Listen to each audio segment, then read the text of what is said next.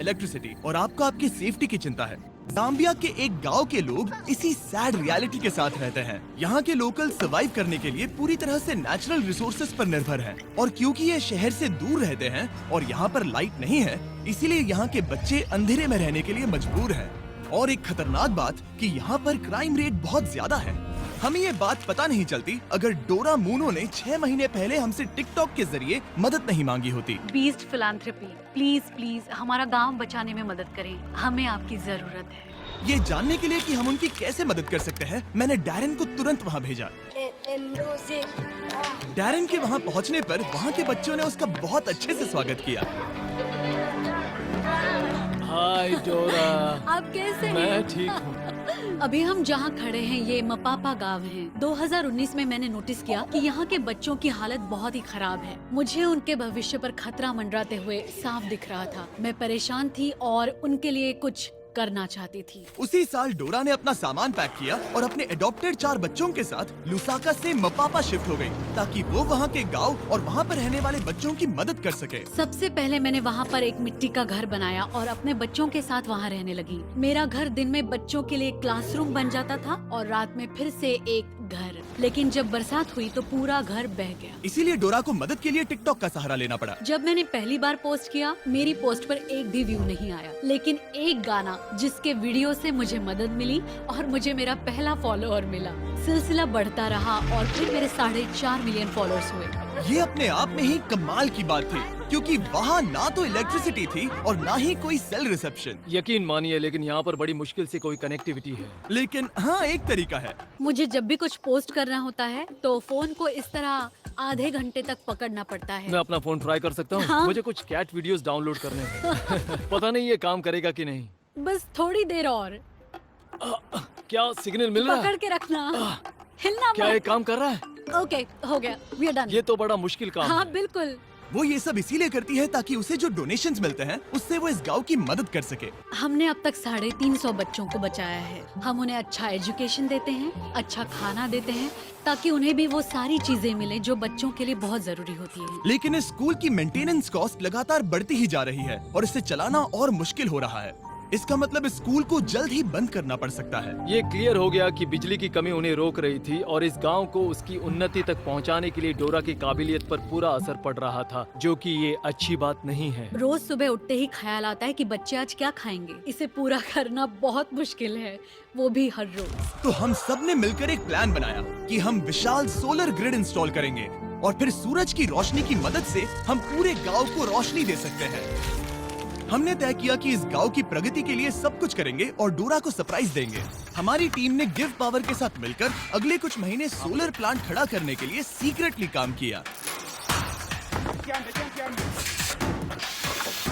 मैं एक बार फिर से बताना चाहूंगा कि गिव पावर नहीं होते तो हम ये काम वक्त पर पूरा नहीं कर पाते। महीनों की प्लानिंग और इतने हार्ड वर्क के बाद मैं इस पैनल में आखिरी बोल्ट कसने जा रहा हूँ। आखिर काम पूरा हुआ।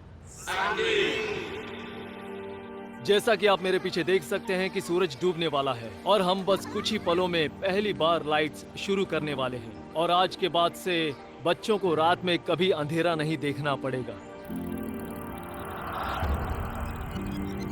जिस पल का इंतजार था वो आ गया है। हम लाइट शुरू करने जा रहे हैं। मेचियो, हमारा इलेक्ट्रिशियन, मेरे सिग्नल के लिए रुका है और अब मैं उसे शुरू करने का इशारा करने जा रहा हूँ। मेचियो, लाइट शुरू करो।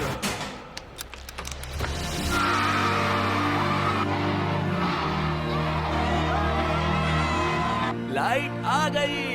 क्या बात है! बच्चों का लाइट के प्रति जो रिएक्शन था उसे शब्दों में बयान नहीं किया जा सकता। वो सच में बहुत खुश थे। ओह, मैं क्या कहूँ, बहुत सुकून मिला ये देखकर। इसके लिए मैं बीस्ट फिलैंथ्रोपी की शुक्रगुजार हूँ। लेकिन काम अभी पूरा नहीं हुआ था। यहाँ पर बड़ी मुश्किल से कुछ पानी है और जो है उसकी क्वालिटी बहुत खराब है। ये एक ऐसी समस्या थी जिसे बिजली भी सॉल्व नहीं कर सकती थी। ऊपर से बाहर की भयंकर गर्मी और एक छोटा सा पंप जो सिर्फ 30 मिनट हर दिन चलता है और 350 किड्स और 84 स्टाफ, जिनके लिए सिर्फ इतना ही पानी है।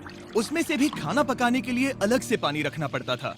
तो हर दिन मुझे अपनी कार चालू करनी पड़ती, जो कभी चालू होती है कभी नहीं होती, और अगर चालू हो भी गई तो उसे ठंडा पानी लाने के लिए 2 घंटे की दूरी तय करनी पड़ती थी।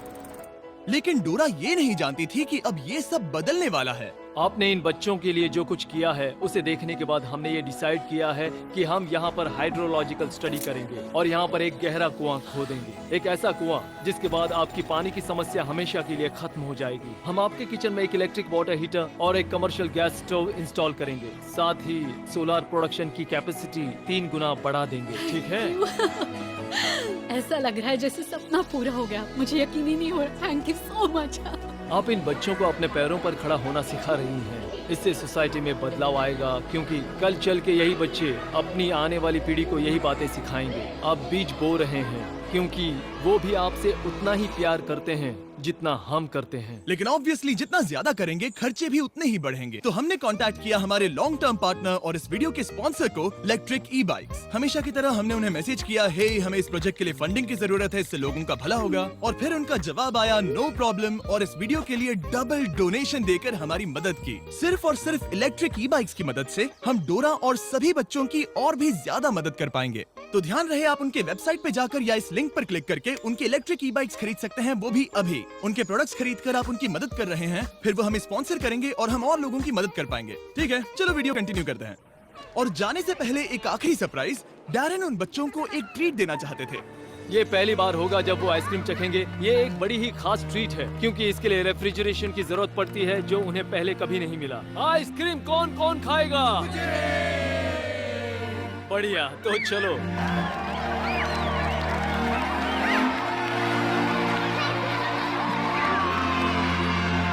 हमेशा की तरह वीडियो देखने के लिए शुक्रिया। ऐसा करके आपने हमें पैसे कमाने का मौका दिया ताकि हम औरों की मदद कर सके। आप सबने अपना कीमती वक्त दिया, जिससे कि हमें मिलता है एड रेवेन्यू, और वो सीधा 20 फिलैंथ्रोपी चैरिटी को जाता है, जो कि पूरी दुनिया में सभी लोगों की मदद के लिए बना है।